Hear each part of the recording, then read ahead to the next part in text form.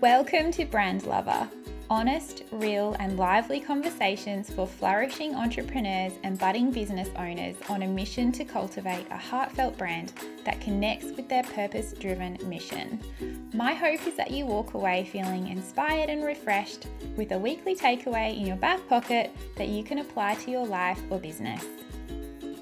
Referral marketing, affiliates, and one-on-one connections are big ticket marketing strategies that are on the rise. Well, they're coming back, I guess, whether that's because more and more business owners are coming out of their online mentality established during the height of COVID, or maybe digital landscapes are so oversaturated now, they're noisy and quite honestly full of cruddy marketing. I'm not sure. I don't know.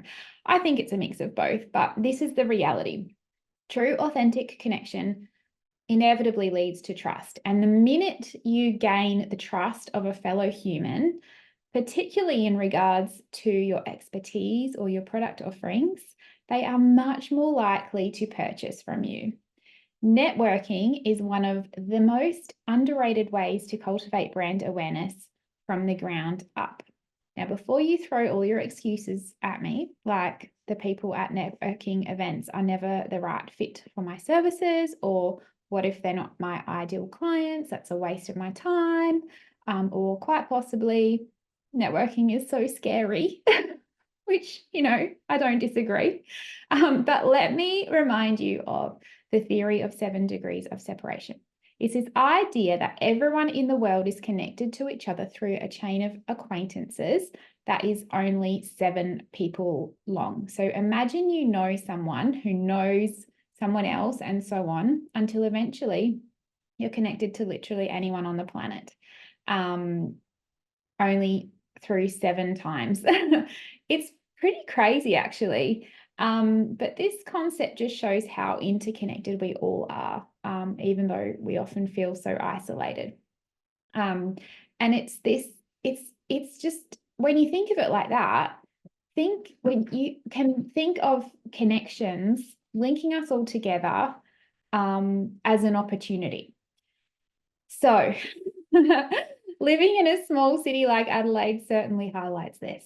Everybody seems to know everybody, and it actually blows my mind, which means that even if you don't necessarily connect with or meet individuals at a networking meeting or event who are the right fit for your business, they will most certainly be connected to somebody who is your ideal customer or client.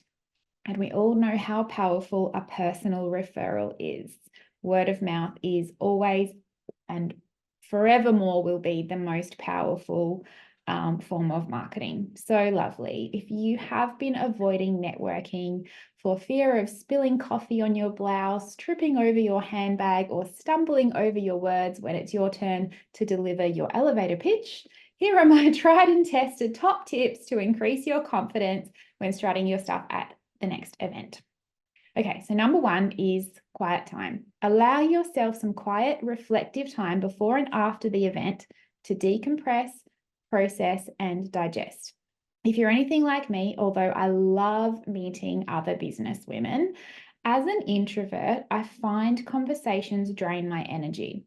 If I rush off to the next thing or the next meeting, or pick up the kids from school, drive straight into whatever's scheduled next.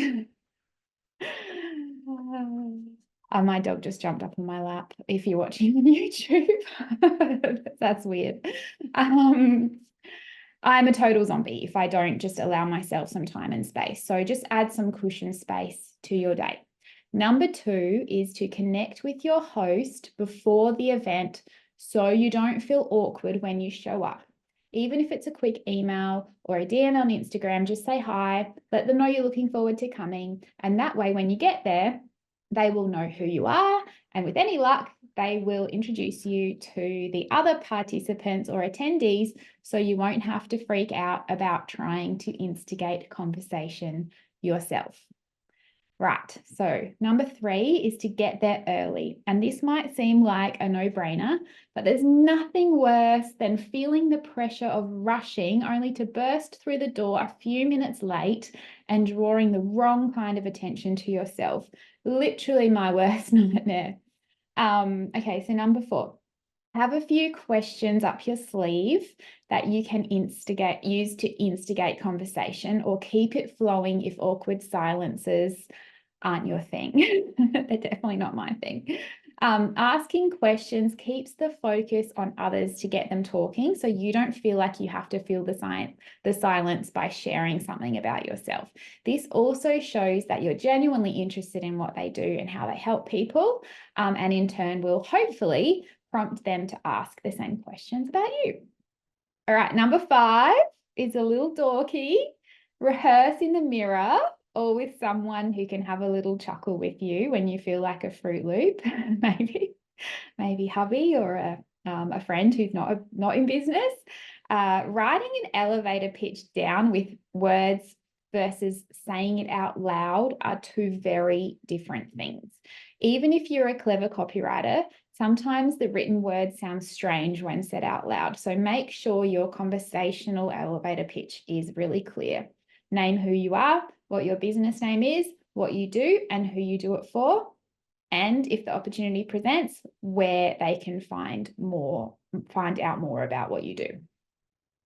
Okay, so number 6 is focus on just one offer to talk about during the event if it comes up. If you have a few different offers or pathways to work together, focus on just one or no more than 3. You don't want to overwhelm people who are new to your world. So settle on just that one thing that you can talk about at a particular event. Ideally, it would be your signature offer or one-on-one services.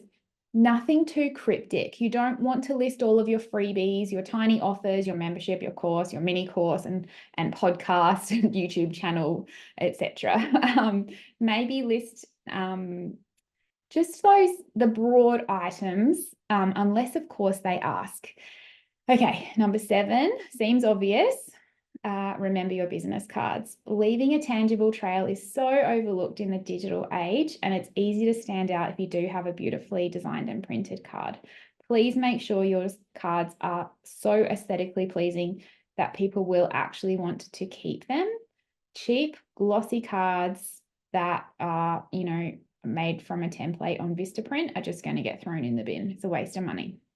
All right. Finally, number 8, go with the intention to connect and genuinely contribute to intelligent conversation rather than to sell your products or get clients. People can sniff desperate sales tactics disguised as networking from a mile away. It's gross. Don't do it. The more you go with the mindset of giving generously, you'll be surprised at all the ways it will come back around to you, most often in ways that you might not have been expecting. All right, lovely, that's it from me. And let me summarize this by saying how I do truly understand how daunting it can be to push yourself outside of your comfort bubble, especially if you are an introvert like I am. But as you know, nothing amazing ever came from staying inside your comfort zone. So head to your next local networking event armed with these tips. Stay open to learning new things, potential collaborations maybe, and also, you never know, you might just meet your business bestie. We all know the value of having a supportive community around us in business. And in-person human connections are the fastest, most effective way to build your brand awareness. If you found this episode inspiring or helpful, I invite you to share the link with another woman in business or someone who needs to hear this message. Every woman we can support to grow a meaningful, profitable brand is another woman who is free to live a purposeful life for herself and be more present for her family. None of us are alone in the challenges we face in business, but the solution can start with a gift from someone else, and it could be a podcast episode just like this one. Thank you for listening.